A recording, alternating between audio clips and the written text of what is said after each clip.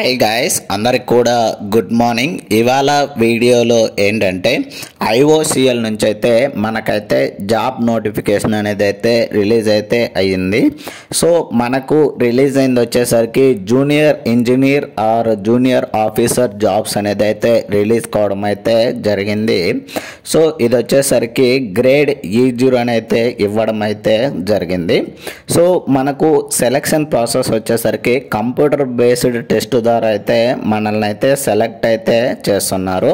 మనకి notification release అయింది వచ్చేసరికి 12వ తేదీ సెప్టెంబర్ 2025 అయితే మనకైతే నోటిఫికేషన్ అనేది అయితే రిలీజ్ కావడం అయితే జరిగింది.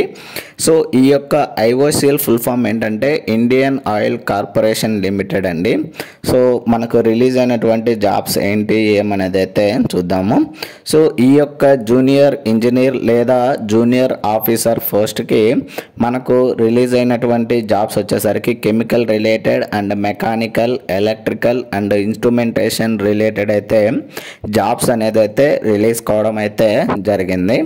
అండ్ పే స్కేల్ వచ్చేసరికి 30,000 నుంచి 1,20,000 మధ్యలో అయితే మనకైతే పే స్కేల్ అనేది అయితే ఇవ్వడం అయితే జరిగింది.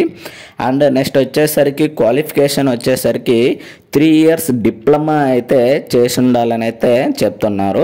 అండ్ ఎవరైతే general EWS and OBC candidates ఉంటారో వాళ్ళకు వచ్చేసరికి మినిమం 65% మార్క్స్ అయితే వచ్చిండాలని అయితే చెప్తున్నారు.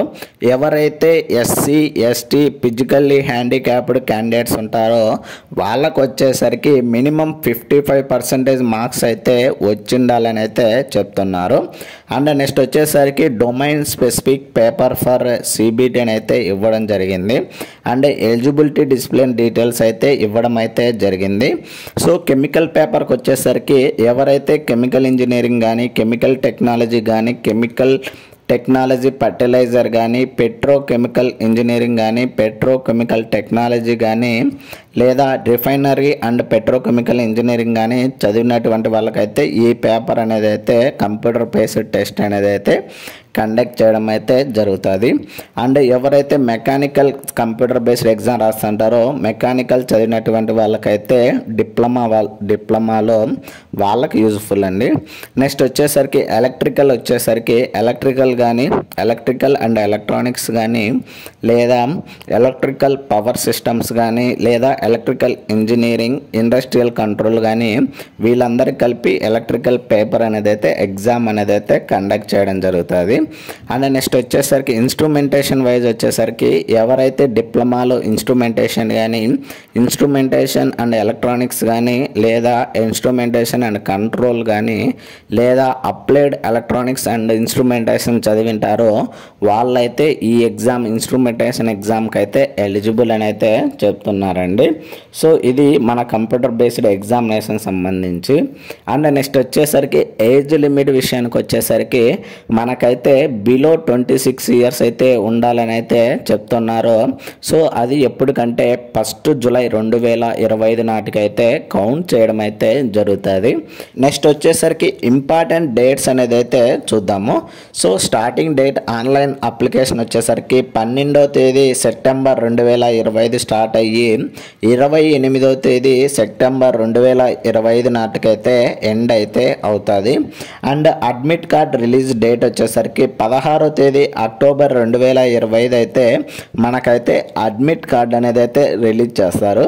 అండ్ ఎగ్జామినేషన్ వచ్చేసరికి కంప్యూటర్ బేస్డ్ టెస్ట్ వచ్చేసరికి 31st October 2025 అయితే మనకైతే కండక్ట్ చేయడం అయితే జరుగుతుంది.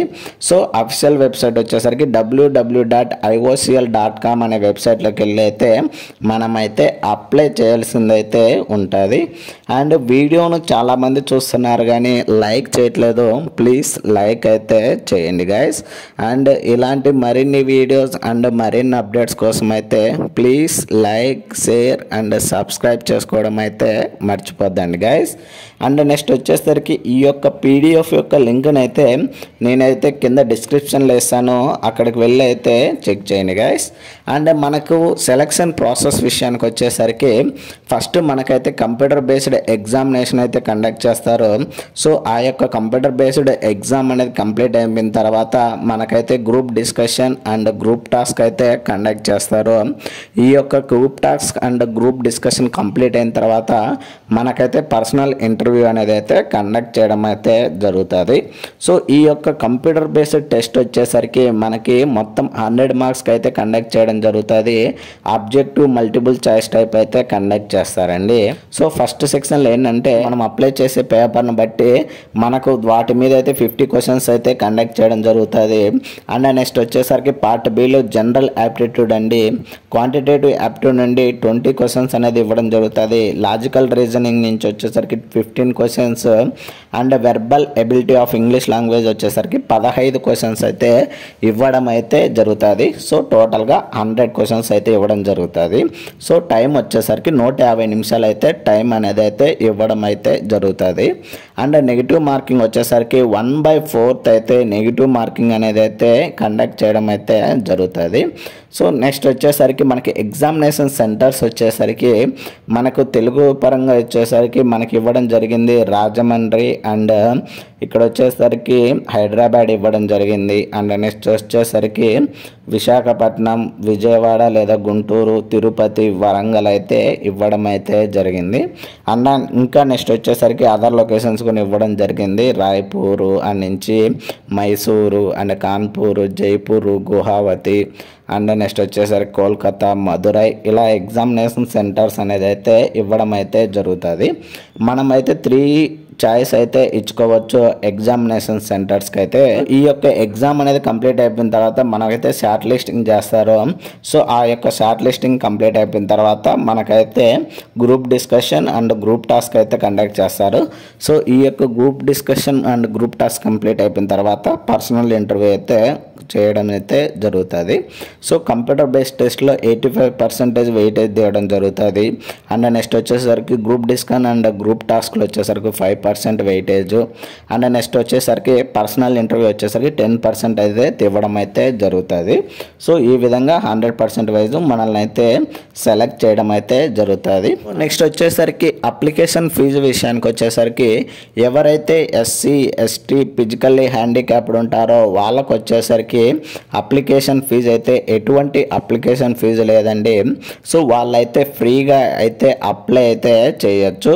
అండ్ ఎవరైతే OC, OBC and EWS candidates ఉంటారో వాళ్ళు వచ్చేసరికి అప్లికేషన్ ఫీజు వచ్చేసరికి 400 రూపీస్ ప్లస్ జిఎస్టీ అమౌంట్ అయితే యాడ్ చేయడం అయితే జరుగుతుంది. సో మనకైతే అప్లికేషన్ ఫీజు అనేది 400 ప్లస్ జిఎస్టీ అమౌంట్ అయితే యాడ్ చేయడం అయితే జరుగుతుంది. సో ఇది అప్లికేషన్ ఫీజుకు సంబంధించి డీటెయిల్స్. సో ఈ యొక్క అప్లికేషన్ ఫీజు అనేది మనం ఆన్లైన్ ద్వారా అయితే పేమెంట్ అనేది అయితే చేయవచ్చు. ఎవరైతే SC, ST and physically handicapped candidates ఉంటారో వాళ్ళు వచ్చేసరికి కంప్యూటర్ బేస్డ్ ఎగ్జామినేషన్ రాయడానికి వెళ్ళేటప్పుడు third AC rail fair ticket అయితే వాళ్ళైతే రియంబర్స్మెంట్ అయితే ఇవ్వడం అయితే జరుగుతుంది. అండ్ నెక్స్ట్ వచ్చేసరికి group discussion and group task వెళ్ళేటప్పుడు సో సెకండ్ ఏసీ బుక్ చేసుకుని వెళ్ళినా కనుక వాళ్ళకు కూడా ఈ యొక్క అమౌంట్ అయితే రియంబర్స్మెంట్ అయితే అవుతుందని అయితే చెప్తున్నారు. సో మీరైతే అప్లై చేసుకోవాలి. అప్లై చేసుకున్న తర్వాత మీరైతే ఆన్లైన్ ద్వారా అయితే మీకైతే అమౌంట్ అనేది అయితే ఇవ్వడం అయితే జరుగుతుంది. Only SC, ST and physically handicapped candidates కండి. సో ఇది ఇవాళ వీడియోలో గైస్. సో ఇలాంటి మరిన్ని వీడియోస్ అండ్ మరిన్ని అప్డేట్స్ కోసం అయితే please like, share and subscribe చేసుకోవడం అయితే మర్చిపోద్దండి guys. Thank you for watching.